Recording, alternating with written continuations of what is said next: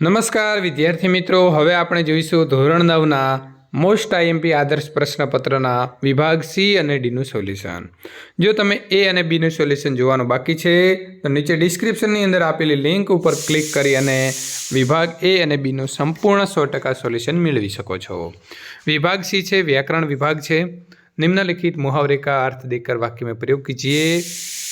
रात दिन एक करना तो कड़ी मेहनत करना. हम अभी परीक्षा है तो रात दिन एक करके मेहनत करते हैं. निम्नलिखित कहावतों का अर्थ स्पष्ट कीजिए.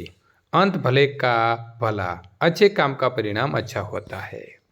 निम्नलिखित शब्दों में अशुद्ध वर्तनी वाले ये शब्द है, उन्हें छांट कर उन्हें सामने उनका शुद्ध रूप लिखिए.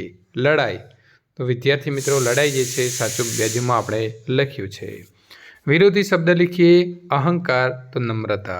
पर्यायवाची या समानार्थी शब्द लिखिए. कुंडली तो नाभि. निम्नलिखित शब्द समूह के लिए एक शब्द लिखिए. श्रद्धापूर्वक ईश्वर से मांगना तो प्रार्थना. संधि को जोड़िए या छोड़िए. वधु आगमन तो वध्वागमन.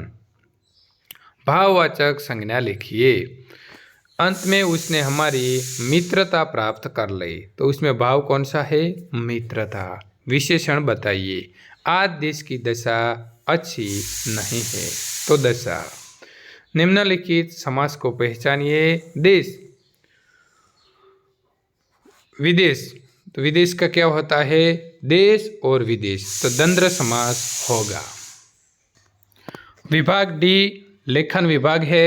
निम्नलिखित परिच्छेद का पढ़कर निम्नलिखित प्रश्नों के उत्तर लिखिए. पहला प्रश्न है, चरित्र किसे कहते हैं?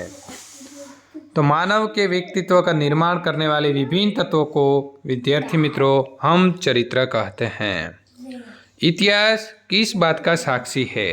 तो कई चक्रवर्ती सम्राट धन, पद, वस्तु और विद्या के स्वामी थे, परंतु चरित्र के अभाव में अस्तित्व विहीन हो गए हैं. चरित्र का क्या महत्व है? तो चरित्र का सबसे अधिक महत्व है. चरित्र एक ऐसी शक्ति है जो मानव जीवन को सफल बनाती है. चरित्र के अभाव में कौन अस्तित्वहीन हो गए? तो महान चक्रवर्ती सम्राट जो थे वो अस्तित्वहीन हो गए. मानव जीवन पर चरित्र का क्या असर पड़ता है? तो जवाब आएगा, चरित्र रूपी शक्ति से सामने पाश्विक शक्ति नष्ट हो जाती है. शक्ति विद्या, बुद्धि और संपत्ति से महान होती है, तो मनुष्य को, मानव जीवन को सफल बनाती है. इस परिच्छेद के लिए उचित शीर्षक दीजिए. तो सबसे अधिक महत्व चरित्र का आएगा. मानव जीवन में चरित्र का महत्व भी हम दे सकते हैं. निम्नलिखित रूपरेखा के आधार पर कहानी लिखकर उचित शीर्षक लिखिए. तो इधर हमको पॉइंट दिए हुए हैं जो मित्रों आप पढ़ सकते हैं, और आपको इतना पॉइंट पढ़ेंगे तो आपको पता ही भी चल जाएंगे कि ये कहानी कौन सी है. तो स्वार्थी मित्र की एक कहानी है. कोई एक गांव में महेश और नरेश नाम के दो मित्र रहते थे. महेश भला था मगर नरेश बड़ा स्वार्थी था. एक दिन महेश और नरेश दोनों जंगल में घूमने गए. दोनों मित्र बातें करते हुए जा रहे थे.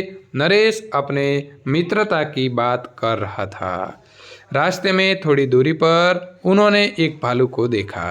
भालू इन दोनों की ओर आ रहा था. दोनों के होश उड़ गए, पर नरेश ने तो तुरंत अपने मित्र महेश की जरा भी चिंता नहीं की. महेश डर गया. वो नरेश को पुकारने लगा, पर नरेश ने न सुनी अनसुनी कर दी. महेश को बढ़ना नहीं आता था. विद्यार्थी मित्रों चढ़ना आएगा, चढ़ना नहीं आता था. महेश की एक युक्ति सूझी. वो जमीन पर सांस रोककर मुर्दे की तरह लेट गया. इतने में भालू ठीक कर खड़ा हो गया. फिर उसने नज़दीक आकर उसने कान सूंघे और उसे मरा हुआ समझकर वो वहाँ से चला गया. भालू के चले जाने के बाद नरेश वृक्ष से नीचे उतरा और महेश के पास आकर पूछने लगा, क्यों भाई, भालू ने तुम्हारे कान में क्या कहा? जरा हमें भी बताओ. महेश ने तुरंत बताया.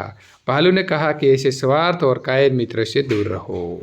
सीख, स्वार्थी और कायर मनुष्य से मित्रता नहीं करनी चाहिए। निम्नलिखित विषय में से किसी एक विषय पर 100 शब्दों में निबंध लिखिए। हमारे त्यौहार।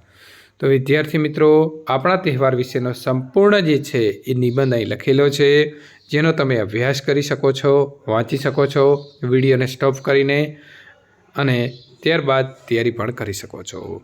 વિદ્યાર્થી મિત્રો, પરીક્ષા માટે તમને બધાને બેસ્ટ ઓફ લક। અને બીજા વિષયના જો તમે આવા તમારા મોસ્ટ આઈએમપી આદર્શ પત્રનું સોલ્યુશન મેળવવા માગો છો તો આપેલી એન્ડ સ્ક્રીન ઉપર ક્લિક કરી અને મેળવી શકો છો।